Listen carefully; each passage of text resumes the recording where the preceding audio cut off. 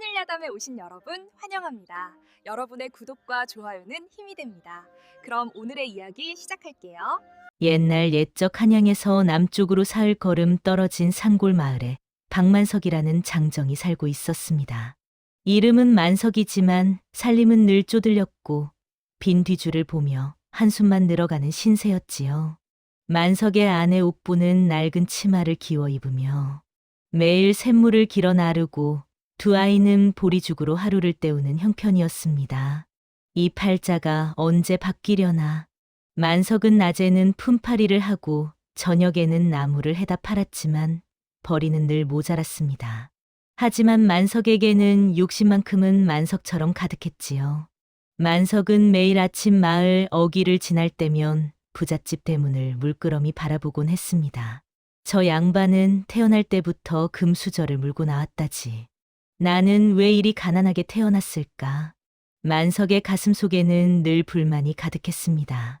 남들이 입는 비단옷, 남들이 먹는 고기 반찬, 남들이 사는 기와집이 부러워 견딜 수가 없었지요. 하늘도 불공평하시지. 어째서 나에게는 복을 주지 않으시는가. 옥부는 그런 서방을 달래며 말했습니다. 서방님, 우리에게도 건강한 아이들이 있지 않습니까? 이것도 복이옵니다. 하지만 만석은 코웃음을 쳤습니다. 복은 무슨 복. 배만 채우면 되는 게 복이라면 짐승도 복이 있겠구먼. 만석의 욕심은 날로 깊어져만 갔습니다. 어느 봄날 만석은 품팔이를 마치고 집으로 돌아가는 길이었습니다. 그런데 이상하게도 그날따라 하늘이 유난히 붉게 물들어 있었고 바람은 쌀쌀하게 불어왔지요. 까마귀 떼가 울며 날아가는 모습이 어쩐지 불길해 보였습니다. 왠지 오늘은 기분이 이상하구먼. 만석은 고개를 갸웃거리며 평소보다 빠른 걸음으로 들판을 지나갔습니다. 그때였습니다. 길가의 늙은 고목 아래에서 무언가 빛나는 것이 눈에 들어왔지요. 저게 뭐야? 만석의 발걸음이 저절로 그쪽으로 향했습니다. 가까이 다가가 보니 반들반들한 황금빛 함이 고목 뿌리 사이에 놓여 있었습니다. 마치 누군가 일부러 그곳에 두고 간 것처럼 말이지요.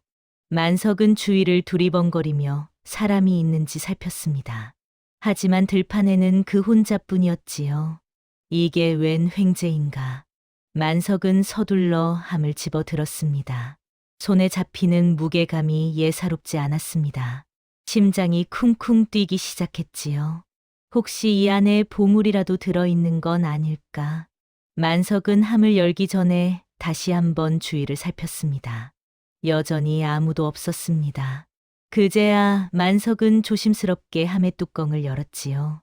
순간 황금빛 광채가 눈을 찔렀습니다. 함 안에는 주먹만 한 금덩이 3개가 반짝이고 있었고 그 옆에는 붉은 부적 한 장이 놓여 있었습니다. 세상에, 금이다. 진짜 금덩이야. 만석의 손이 부들부들 떨렸습니다. 이 금만 있으면 평생 부자로 살 수 있을 것 같았습니다. 하지만 부적에 적힌 글씨가 눈에 들어왔지요. 탐을 품는 자 스스로 재앙을 부르리라. 만석은 그 글귀를 보고도 코웃음만 쳤습니다. 에이, 귀신 글씨가 다 있네. 금만 있으면 됐지. 만석은 붉은 부적을 함 안에 그대로 두고 금덩이만 품속에 감춰 넣었습니다. 이건 하늘이 내게 주신 복이야. 이제 우리 식구도 잘 살 수 있겠어. 만석은 함을 고목 아래 다시 두고 황급히 집으로 향했습니다. 걸음이 저절로 빨라졌지요. 금덩이의 무게가 묵직하게 느껴질수록 만석의 입가에는 웃음이 번졌습니다. 집에 도착한 만석은 옥분을 불러 세웠습니다. 여보게, 큰일 났네. 오늘 내가 금을 주었어. 옥분은 놀란 얼굴로 물었습니다. 금이라니요? 서방님, 그게 정말입니까? 그럼 이것 좀 보게. 만석은 품속에서 금덩이 하나를 꺼내 보였습니다. 옥부는 눈이 휘둥그레졌지요. 세상에, 이게 정말 금이옵니까? 그런데 서방님, 주인을 찾아야 하지 않겠습니까? 하지만 만석은 고개를 저었습니다. 주인은 무슨 주인? 이건 이제 우리 것이야. 만석은 그날 저녁 장터로 나가 금덩이 하나를 은으로 바꿨습니다. 여보게, 이 금을 은전으로 바꿔주시게. 전당포 주인은 금을 보고 눈이 휘둥그레졌습니다. 이게 어디서 난 금이옵니까? 그건 묻지 말고 바꿔만 주시오. 만석은 은전 한 보따리를 받아 들고 의기양양하게 집으로 돌아왔습니다. 그리고는 장터에서 고기며 술이며 온갖 음식을 잔뜩 사들였지요. 집에 돌아온 만석은 상다리가 휘어지도록 음식을 차려놓고 가족들을 불렀습니다. 자, 오늘은 실컷 먹어보자. 두 아이는 처음 보는 고기에 침을 꿀꺽 삼키며 손을 뻗었습니다. 옥분도 반가우면서도 불안한 마음으로 밥상을 대했지요. 서방님, 이렇게 갑자기 돈을 쓰셔도 되는 것이옵니까? 걱정 말게. 아직 금이 2개나 더 남았어. 만석은 술을 들이키며 흐뭇해했습니다. 평생 먹어보지 못한 진수성찬을 앞에 두고 마침내 자신도 부자가 된 것처럼 느껴졌지요. 이제 우리 집안도 일어서는 거야. 그날 밤 만석은 배불리 먹고 마시며 행복에 젖어 잠이 들었습니다. 다음 날 아침 만석은 기분 좋게 잠에서 깼습니다. 아, 오랜만에 꿀잠을 잤구먼. 만석은 기지개를 켜며 품속을 더듬었습니다. 남은 금덩이 2개가 무사한지 확인하려던 것이지요. 그런데 이상했습니다. 분명 2개였던 금덩이가 하나만 만져졌습니다. 어라, 금이 하나밖에 없네. 만석은 황급히 이불을 뒤집고 방 안을 샅샅이 뒤졌습니다. 하지만 금덩이는 한 개뿐이었지요. 여보게, 혹시 금 하나 못 봤나? 옥분이 놀라 달려왔습니다. 금이 없어졌다고요? 어떻게 된 일이옵니까? 내가 그걸 알면 묻겠나. 분명 어젯밤에는 2개가 있었는데 만석은 도둑이 들었나 싶어 문을 확인했습니다. 하지만 문은 안에서 꼭꼭 잠겨 있었고 아무런 흔적도 없었지요. 이상한 일도 다 있네. 금이 날개라도 달고 날아갔단 말인가? 만석은 의아해하면서도 아직 금덩이 하나가 남았다는 사실에 위안을 삼았습니다. 어쨌든 하나는 남았으니 다행이지. 이것만 있어도 한동안은 걱정 없어. 만석은 남은 금덩이를 더욱 꼭 품에 안고 다녔습니다. 그날도 만석은 동네를 돌아다니며 술을 사 마시고 사람들에게 큰 소리를 쳤지요. 내가 이제 복을 타고났다니까. 마을 사람들은 갑자기 돈을 쓰는 만석을 이상하게 여겼지만 만석은 아랑곳하지 않았습니다. 그날 밤 만석은 다시 술에 취해 잠이 들었습니다. 하지만 한밤중에 갑자기 서늘한 기운에 잠을 깼지요. 방 안이 묘하게 차갑고 어딘가에서 바람 소리가 들려왔습니다. 왜 이렇게 추운가? 만석은 이불을 더 끌어당겼습니다. 그런데 이상하게도 품속의 금덩이가 차갑게 식어 있었습니다. 마치 얼음처럼 차가워진 금덩이가 가슴을 파고드는 듯했지요. 이게 왜 이러지? 만석은 금덩이를 꺼내 들었습니다. 달빛 아래서 본 금덩이는 여전히 반짝였지만 어쩐지 예전보다 빛이 흐려진 것 같았습니다. 그때였습니다. 갑자기 손끝이 저릿저릿하더니 시린 통증이 느껴졌지요. 아야, 왜 손이 이렇게 시린가? 만석은 손을 비비며 다시 금덩이를 품에 넣었습니다. 하지만 불안한 마음에 좀처럼 잠을 이루지 못했습니다. 이상한 일도 다 있네. 금을 품고 있으니 오히려 몸이 이상해지다니. 만석은 뒤척이다가 겨우 잠이 들었습니다. 하지만 꿈속에서도 계속 붉은 부적이 나타나 흔들렸고 부적에 적힌 글씨가 크게 보이는 것 같았지요. 탐을 품는 자 스스로 재앙을 부르리라. 아침이 밝았습니다. 만석은 몸이 개운하지 않은 채로 일어났습니다. 어젯밤에 잠을 설쳐서 그런가 몸이 천근만근이네. 옥분이 아침상을 차려놓으며 물었습니다. 서방님, 안색이 안 좋아 보이시옵니다. 괜찮으신가요? 괜찮아. 좀 피곤할 뿐이야. 만석은 밥을 먹으려다가 문득 오른손을 들어보았습니다. 그런데 놀랍게도 검지손가락 끝이 검푸르게 변해 있었습니다. 이게 뭐야? 만석은 깜짝 놀라 손가락을 문질러 보았습니다. 하지만 색은 지워지지 않았고 손가락은 여전히 시큰거렸지요. 여보게, 이것 좀 보게. 옥분이 다가와 만석의 손을 보더니 얼굴이 새하얗게 질렸습니다. 서러방님, 이게 어찌 된 일이옵니까? 의원께 가 보셔야 할 것 같사옵니다. 아니야, 그냥 멍이 든 것뿐이야. 곧 나을 거야. 하지만 만석도 속으로는 불안했습니다. 혹시 어젯밤의 이상한 기운과 관련이 있는 건 아닐까 하는 생각이 들었지요. 만석은 문득 고목 아래 두고 온 함이 떠올랐습니다. 그 함 안에 있던 붉은 부적 말입니다. 혹시 그 부적이 뭔가 이상한 물건은 아니었을까? 만석은 불안한 마음을 떨쳐내려 했지만 가슴 속에서는 계속 무언가가 쿵쾅거렸습니다. 마치 무언가 나쁜 일이 일어날 것 같은 예감이 들었지요. 그럼에도 만석은 금덩이를 놓을 수 없었습니다. 이미 맛본 부의 단맛을 포기할 수 없었던 것입니다. 만석은 손가락의 이상을 애써 무시하기로 했습니다. 곧 나을 거야. 금만 있으면 의원도 얼마든지 부를 수 있어. 그날 오후, 만석은 마을 어기주막에 들렀습니다. 마침 동네 사람들이 모여 술을 마시고 있었지요. 아, 만석이 아닌가. 요즘 보니 잘 나가던데? 그래, 나도 이제 복이 트였어. 만석은 으스대며 술상을 크게 차렸습니다. 사람들은 신기한 듯 만석을 바라보았지요. 만석아, 대체 어디서 돈이 생긴 거냐? 그래야 하늘이 내려주신 복이지. 하하. 만석은 술을 마시며 기분이 좋아졌습니다. 가난에 쪼들리던 자신이 이제는 다른 사람들에게 술을 사는 처지가 되었으니 이보다 더 좋은 일이 어디 있겠습니까? 그날 저녁 만석은 취기를 안고 집으로 돌아왔습니다. 옥부는 저녁상을 차려놓고 기다리고 있었지요. 서방님, 또 술을 드셨군요. 하하, 오늘은 기분이 좋아서 그랬어.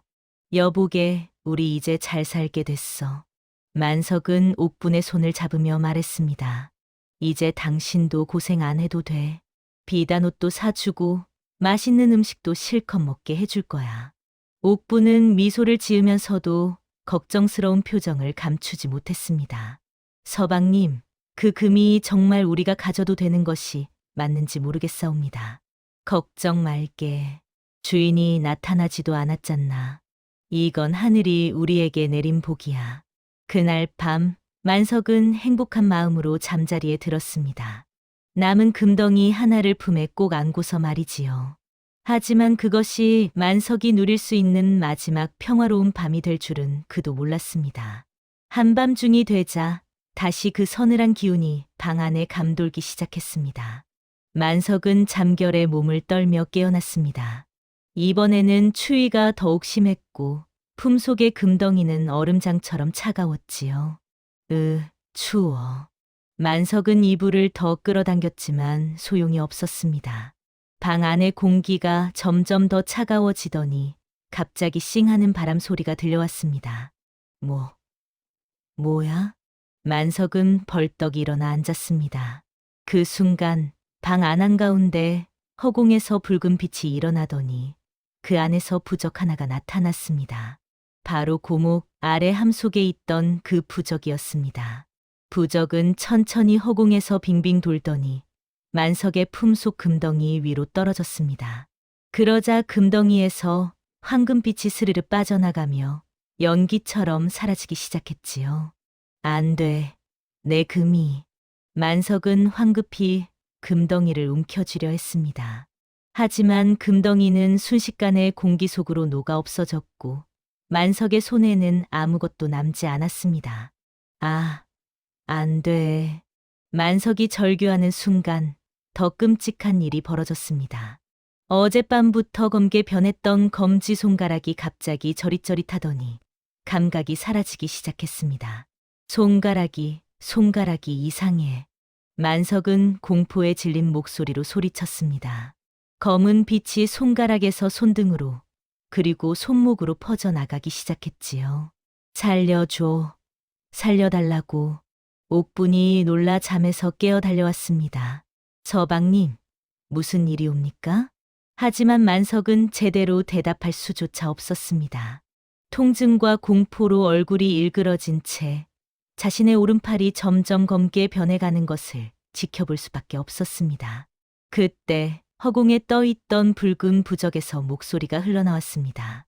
차갑고 낮은 사람의 목소리가 아닌 듯한 음성이었지요. 탐욕을 품은 자여, 그대가 취한 것은 금이 아니라 저주였느니라. 만석은 부들부들 떨며 부적을 바라보았습니다. 저주라니? 이게 무슨 소리요? 부적에서 다시 목소리가 들려왔습니다.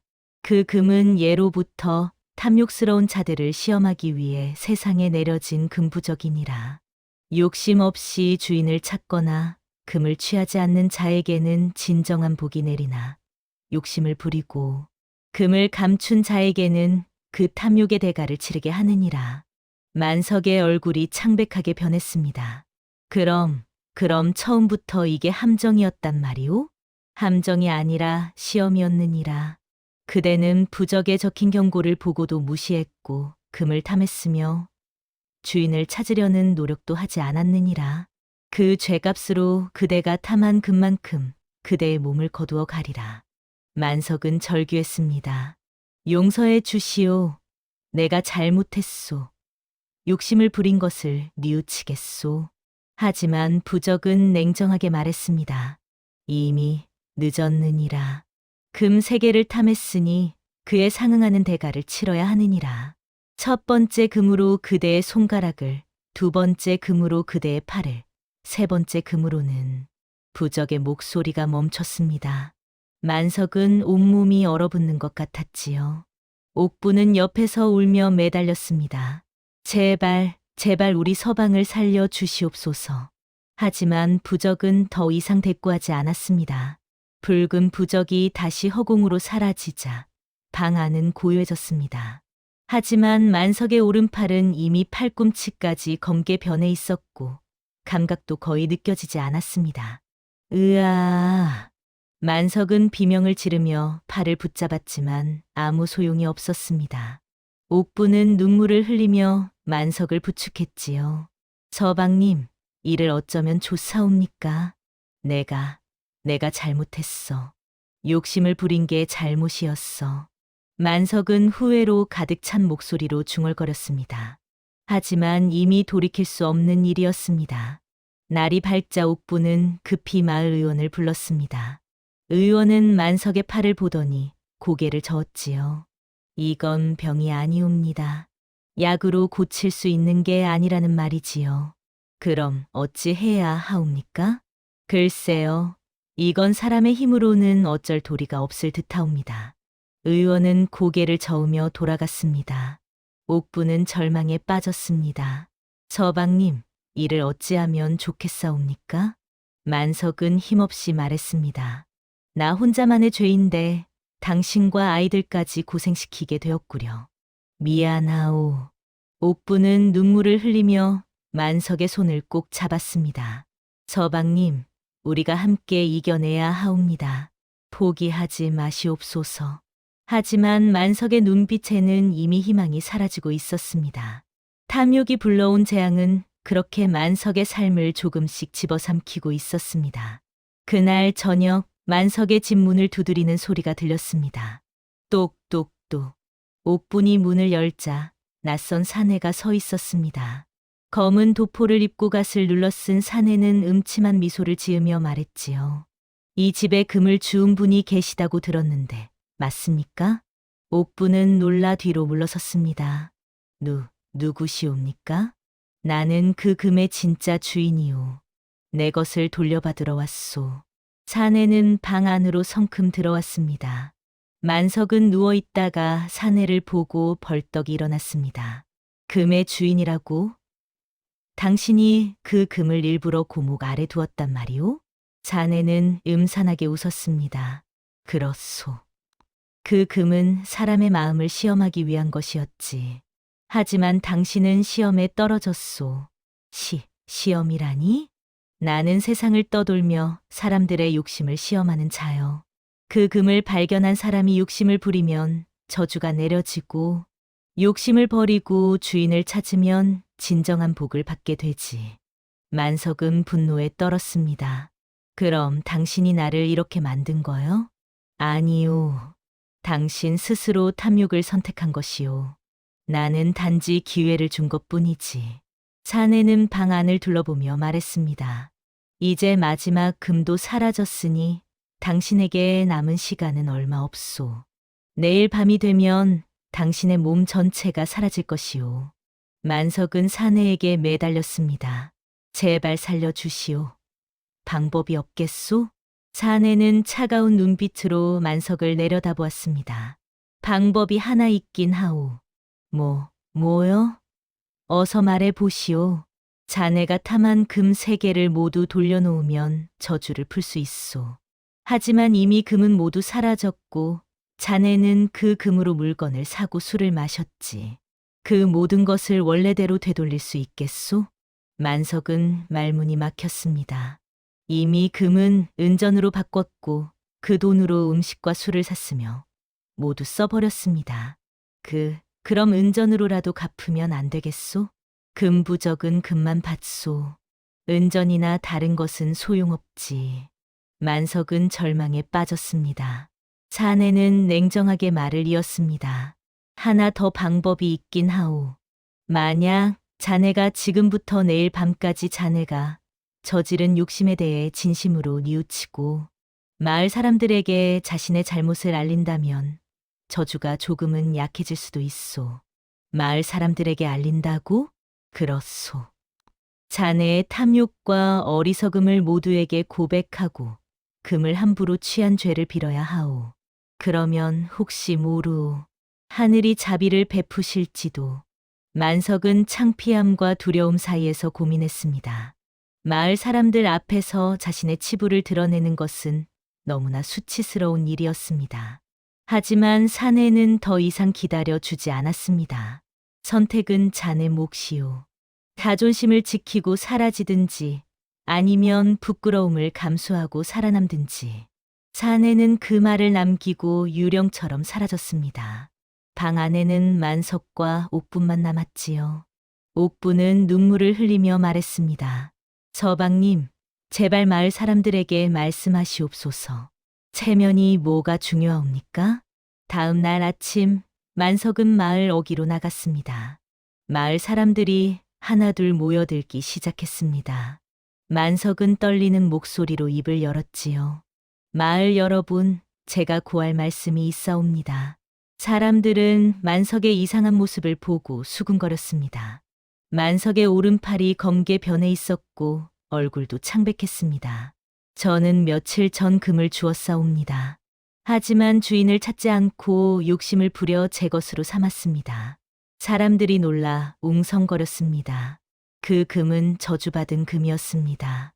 저는 탐욕을 부린 죄로 이렇게 벌을 받고 있사옵니다. 만석은 자신의 검게 변한 팔을 보여주었습니다. 사람들은 놀라 뒤로 물러섰지요. 저는 제 잘못을 뉘우칩니다. 욕심을 부린 것을 깊이 반성하옵니다.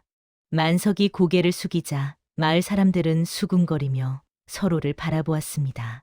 어떤 이는 동정하는 눈빛을, 어떤 이는 경멸하는 눈빛을 보냈습니다. 만석은 무릎을 꿇고 땅에 이마를 대며 빌었습니다. 제발 저를 용서해 주시옵소서. 하지만 아무런 일도 일어나지 않았습니다. 검게 변한 팔은 여전했고 통증도 사라지지 않았습니다. 저녁이 되었습니다. 만석은 다시 집으로 돌아왔습니다. 사람들 앞에서 자신의 죄를 고백했지만 아무런 변화도 없었습니다. 검은 빛은 이제 어깨까지 번져 있었고 만석은 점점 기력을 잃어가고 있었지요. 옥부는 만석을 부축하며 눈물을 흘렸습니다. 서방님, 포기하지 마시옵소서. 만석은 힘없이 웃었습니다. 이미 늦었소. 여보, 나는 욕심 때문에 이렇게 되고 말았소. 그때 두 아이가 방으로 들어왔습니다. 아이들은 아버지의 모습을 보고 겁에 질렸지만 용기를 내어 다가왔습니다. 아버지, 괜찮으세요? 큰아이가 조심스럽게 물었습니다. 만석은 아이들을 보며 눈물을 흘렸습니다. 미안하다, 얘들아. 아버지가 욕심을 부려서 이렇게 되었구나. 작은 아이가 만석의 손을 잡으며 말했습니다. 아버지, 우리는 아버지가 부자가 아니어도 좋아요. 그냥 아버지가 우리와 함께 있어 주시면 돼요. 만석은 가슴이 찢어지는 것 같았습니다. 자신이 얼마나 어리석었는지 깨달았지만 이미 돌이킬 수 없었습니다. 밤이 깊어지자 다시 그 서늘한 기운이 방 안에 감돌았습니다. 싱! 바람 소리와 함께 붉은 부적이 다시 나타났습니다. 부적은 허공에서 천천히 빙빙 돌며 만석을 내려다보았지요. 시간이 다 되었느니라. 차가운 목소리가 울려 퍼졌습니다. 기다려 주시오. 나는 내 잘못을 뉘우쳤소. 마을 사람들 앞에서 고백도 했소. 고백만으로는 부족하니라. 진정한 뉘우침은 마음속 깊은 곳에서 우러나와야 하느니라. 그럼 어떻게 해야 하오? 내가 무엇을 더 해야 하오? 만석은 절규했습니다.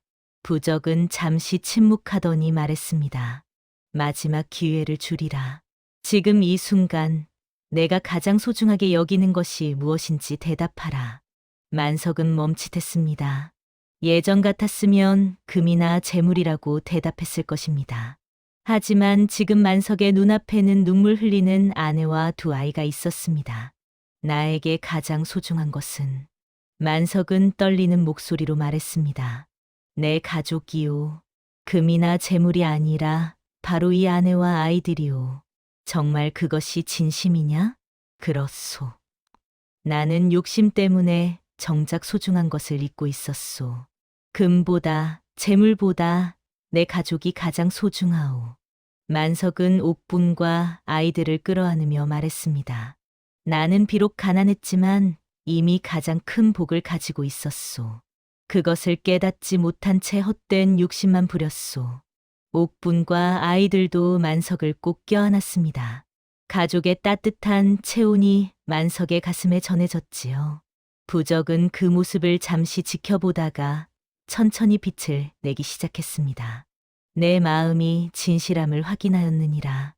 붉은 부적에서 따뜻한 빛이 흘러나왔습니다.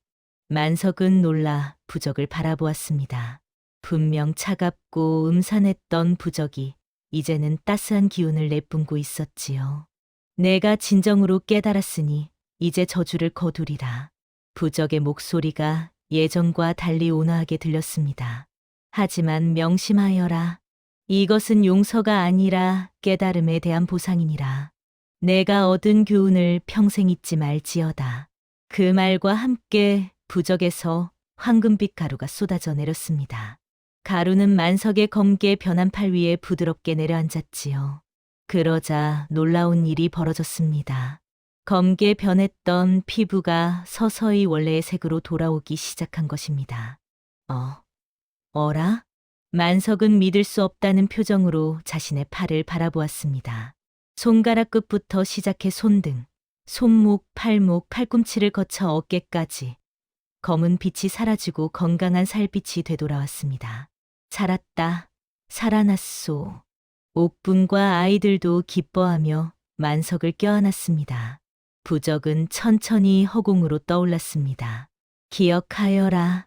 탐욕은 잠시의 기쁨을 주지만 결국 모든 것을 앗아가느니라. 진정한 부는 마음속에 있고 가족과 함께할 때 비로소 완성되느니라. 부적이 마지막 말을 남기며 사라지려 할 때 만석이 소리쳤습니다. 잠깐 한 가지만 여쭙겠소. 당신은 누구시오? 부적이 잠시 멈췄습니다. 나는 옛날부터 이 땅을 지켜온 수호령이니라. 사람들의 마음을 시험하고 욕심 많은 자에게는 경고를, 선한 마음을 가진 자에게는 복을 내리는 것이 나의 소임이니라. 그럼 만약 제가 처음부터 금을 취하지 않았다면 어떻게 되었을까요? 부적은 잠시 침묵하더니 대답했습니다. 내가 욕심을 버리고 주인을 찾으려 했더라면 진정한 복이 내게 내려졌을 것이니라. 하지만 이제 내가 얻은 깨달음이야말로 금보다 귀한 보물이니라. 그 말을 끝으로 부적은 빛과 함께 사라졌습니다. 방 안은 다시 고요해졌습니다. 며칠 후 마을에 소문이 퍼졌습니다. 어느 부잣집 대감이 길을 가다가 금암을 발견했다는 이야기였지요. 그 대감은 탐욕이 많기로 소문난 인물이었습니다. 대감은 금암을 열어 금덩이를 발견하고는 기뻐하며 집으로 가져갔습니다. 그리고 부적에 적힌 경고 따위는 무시한 채 금을 모두 자기 것으로 삼았지요. 하지만 사흘째 되는 날 대감의 집에서 비명 소리가 들려왔습니다. 마을 사람들이 달려가 보니 대감의 몸이 검게 변하기 시작하고 있었습니다. 만석이 겪었던 것과 똑같은 저주였지요. 만석은 그 소식을 듣고 급히 대감의 집으로 달려갔습니다. 대감님, 제 말씀을 들어 보시옵소서.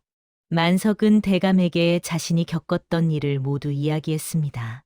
금부적의 저주와 그것을 푸는 방법에 대해 말이지요. 진심으로 뉘우치고 가장 소중한 것이 무엇인지 깨달아야 하옵니다. 하지만 대감은 만석의 말을 믿지 않았습니다. 허튼 소리 마라. 내가 왜 금을 포기해야 하느냐. 대감은 끝까지 욕심을 버리지 못했습니다. 설령 목숨이 위태로워도 금을 놓을 수 없었던 것이지요. 결국 사흘째 밤이 되자 대감의 집에서는 아무 소리도 들리지 않았습니다. 다음 날 아침 사람들이 들어가 보니 방 안에는 대감의 옷만 남아 있었고 대감의 모습은 온데간데 없었습니다. 바닥에는 붉은 글씨로 이렇게 적혀 있었지요. 탐욕은 금을 얻되 몸을 잃는다. 마을 사람들은 그제야 금부적의 저주가 진짜였음을 깨달았습니다. 그리고 만석의 이야기를 다시금 떠올리며 탐욕의 무서움을 새삼 느꼈지요. 그날 이후 만석의 삶은 완전히 달라졌습니다. 만석은 여전히 가난했지만 더 이상 남의 재물을 부러워하지 않았습니다. 대신 자신에게 주어진 것에 감사하며 살아가기 시작했지요. 여보게, 오늘 품팔이로 번 돈으로 보리쌀을 샀소. 만석이 기쁜 얼굴로 집에 돌아오자 옥분이 반갑게 맞이했습니다. 고생하셨사옵니다, 서방님. 오늘 제가 나무를 뜯어왔사옵니다. 두 사람은 보잘것없는 저녁상을 마주하고 앉았지만 그 어느 때보다 행복했습니다. 예전에는 이런 밥상이 초라하게만 보였는데 이제 보니 이것도 큰 복이구려. 만석은 진심으로 감사하는 마음으로 밥을 먹었습니다. 아이들도 행복한 얼굴로 밥을 먹으며 웃었지요. 어느 날 만석은 마을 어귀를 지나다가 다시 그 고목 앞을 지나게 되었습니다. 문득 발밑에서 무언가 반짝이는 것이 보였습니다. 만석이 내려다보니 은전 몇 잎이 떨어져 있었지요. 예전의 만석이었다면 주저없이 주었을 것입니다. 하지만 지금의 만석은 달랐습니다. 이것은 누군가 잃어버린 것이겠지. 만석은 은전을 줍지 않고 고목 뿌리 위에 올려놓았습니다. 그리고 그 옆에 나뭇가지로 작은 표시를 해두었습니다. 주인이 돌아와 찾을 수 있도록 말이야. 만석이 돌아서려는 순간 어디선가 따뜻한 바람이 불어왔습니다. 마치 누군가 만석을 격려하는 것 같았지요. 그날 저녁 만석은 가족들을 모아놓고 자신이 겪었던 일을 다시 한번 이야기했습니다. 얘들아, 아버지가 너희에게 꼭 해주고 싶은 말이 있다. 세상에서 가장 무서운 것은 귀신도 아니고 호랑이도 아니란다. 바로 사람 마음속의 욕심이지. 크르나이가 물었습니다. 그럼 욕심을 어떻게 이겨야 해요? 만석은 아이들을 바라보며 말했습니다. 지금 내게 주어진 것에 감사하는 마음을 가지는 거란다. 없는 것을 탐내기보다 있는 것의 소중함을 아는 것이 진정한 부자가 되는 길이지. 옥분도 옆에서 고개를 끄덕였습니다. 서방님 말씀이 옳사옵니다. 옛말에 백절불굴이라는 말이 있습니다. 어떠한 난관에도 굽히지 않고 이겨나간다는 뜻이지요. 하지만 진정한 백절불굴은 어려움을 이겨내는 것만이 아니라 자기 마음속의 욕심을 이겨내는 것입니다. 만석은 탐욕으로 인해 큰 시련을 겪었지만 그 시련을 통해 진정으로 소중한 것이 무엇인지 깨달았습니다. 금보다 귀한 것은 가족이고 재물보다 소중한 것은 감사하는 마음이라는 것을 말이지요. 여러분도 혹시 지나친 욕심으로 정작 소중한 것을 잊고 계신 것은 아닌지 돌아보시기 바랍니다. 탐욕의 끝에는 언제나 후회만이 남는다는 것을 기억하시기 바랍니다. 다음 영상을 빠르게 만나보시려면 좋아요와 구독을 눌러주세요. 그럼 더 재미있는 영상으로 찾아뵙겠습니다. 모두 행복한 하루 보내세요.